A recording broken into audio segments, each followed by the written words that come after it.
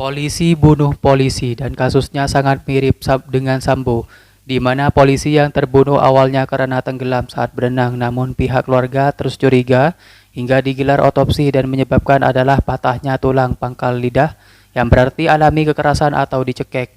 Anehnya pula dua orang polisi yang bersama korban tidak ditahan dan yang ditahan hanya si cewek yang juga ada di TKP. Mirip Joshua nasib si cewek ini. Kasus ini terkesan ditutupi hingga Bareskrim turun tangan.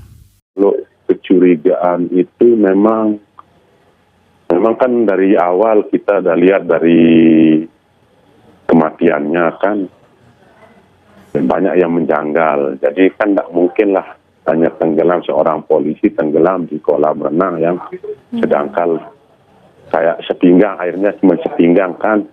Jadi tidak mungkin lah, mustahil. Sempat sih kita memang banyak kecurigaan lah dari pihak keluarga. Inilah tidak mungkin ini mati tenggelam, mati ini pasti ini mati dibunuh. Tapi kan karena kita kalau menuntut nanti kita tidak tahu harus dimakan. Kita cuman rakyat kecil lah, sipil gitu. Jadi kita tidak ada keberanian. Cuman kalau itu kan kemarin kayak disembunyikan ya, kayak ditutupi ini ya kasus ini. Jadi untuk hasil otopsi apa itu tidak diungkapkan secara transparan kan. Oke. Jadi kita nggak tahu beritanya kayak gimana, yang sebenarnya kayak gimana gitu. Ya harapan keluarga sih harus diusut ini, harus diangkat kasusnya sampai tuntas, sampai dapat hukuman yang setimpal sama pelakunya. Oke. Kalau bisa ya hukumannya lebih berat. Kasus ini harus dibuka terang. Apakah memang peristiwanya terkait perilaku? Artinya memang perilaku yang tidak baik oleh mereka, para anggota, sampai hilangnya nyawa, ataukah ini peristiwa-peristiwa yang masih ada sangkut pautnya dengan tugas dari anggota tersebut yang menjadi korban. Nah itu harus menjadi titik terang dulu. Yang kedua, apakah ini semata-mata penganiayaan sampai hilangnya nyawa, ataukah ini pembunuhan, ataukah ini pembunuhan berencana? Nah, standing itu juga harus dijelaskan. Ya, saya kira problem ini penting. Yang ketiga, bagi kami Kompolnas, kami berharap ya ini memang harus dipidana seberat-beratnya. Ada dua dimensi dalam konteks pidana seberat-beratnya. Dimensi pertama adalah pelakunya adalah anggota polisi sendiri. Ya, bagaimanapun juga anggota polisi kita berharap memang tidak melakukan kejahatan karena dia tahu aturan-aturan yang mengatur tidak membolehkan kejahatan sehingga harus ada pemberatan. Yang berikutnya dimensi kedua adalah korbannya juga polisi, di mana negara melakukan investasi banyak untuk membuat sebuah anggota polisi sehingga bisa menjaga kita semua yang nggak boleh dihilangkan begitu saja nyawanya, sehingga pelakunya harus dihukum seberat-beratnya. Pada pemeriksaan lehernya ditemukan ada fraktur atau patah tulang pada tulang lidah. Kalau tulang lidah yang mengalami patah maka lebih dari 80% penyebabnya karena pencegahan. Kami simpulkan bahwa Bapak N masih hidup ketika masuk ke dalam air. Kemudian kesimpulan saya bahwa Bapak N mengalami pingsan ya pada saat berada di air. 3 tersangka ini, tapi kenapa cuman 1 yang ditahan, yang 2-nya ya sama ya siapa Pak Yogi sama Pak Aris ini kok enggak ditahan, kenapanya? Si perempuan aja yang ditahan, itu yang kita pertanyakan dari pihak polisi. Jadi yang terus sampai sempat kok bisa dia berkeliaran gitu loh. Si pelakunya ini sampai ditemukan adanya di tempat-tempat sabung ayam gitu kan. Yang tidak ditahan ini Pak Haris sama Pak Yogi ini.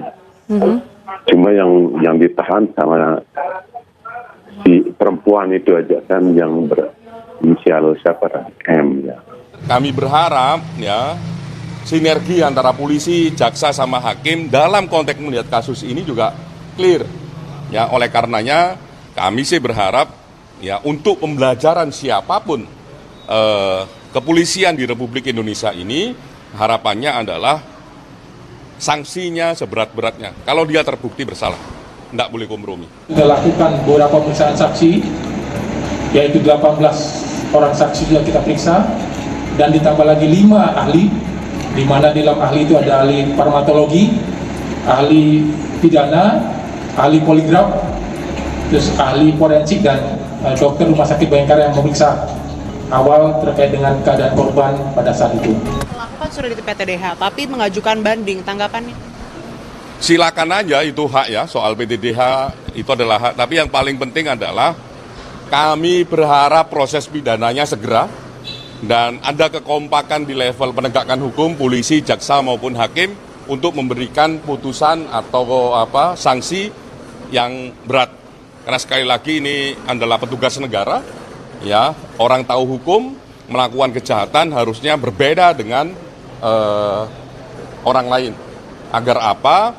Agar peristiwa ini tidak berulang kembali untuk siapapun dan kapanpun.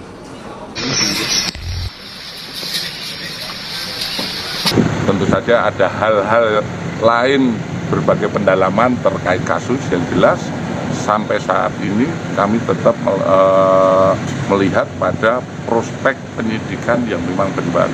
Kami buktikan secara kredibel, akuntabel. Bertele-tele kasus kematian Brigadir Nur Hadi hingga Bareskrim turun ke NTB. Kasus kematian anggota Bripropam Polda Nusa Tenggara Barat Brigadir Muhammad Nur Hadi masih menyisakan tanda tanya. Nur Hadi ditemukan tewas di dasar kolam setelah berpesta bersama 2 atasannya dan 2 perempuan pemandu karaoke atau LC di Villa Tekek Gili Trawangan, Lombok Utara, NTB. Peristiwa tragis ini terjadi pada Rabu malam. Dalam pesta itu, Nur Hadi bersama Kompol 1 Made Yogi Purosa Utama dan Ibda Haris Chandra serta 2 LC. Salah satunya Miris Purpista Sari asal Jambi. Setelah berpesta, Nur Hadi ditemukan meninggal di kolam Villa Tekek. Ia sempat diperiksa tim medis namun nyawanya tak tertolong karena kematian dinilai janggal. Polda NTB melakukan ekshumasi pada 1 Mei 2025 untuk autopsi meski sempat ditolak pihak keluarga. Polda NTB kemudian menetapkan 3 tersangka dalam kasus ini, yakni Kompol 1 Made Yogi Purusa Utama, Ibda Haris Chandra, dan Misri Puspita Sari. Kedua atasan Nur Hadi sudah dijatuhi sanksi pemberhentian tidak dengan hormat.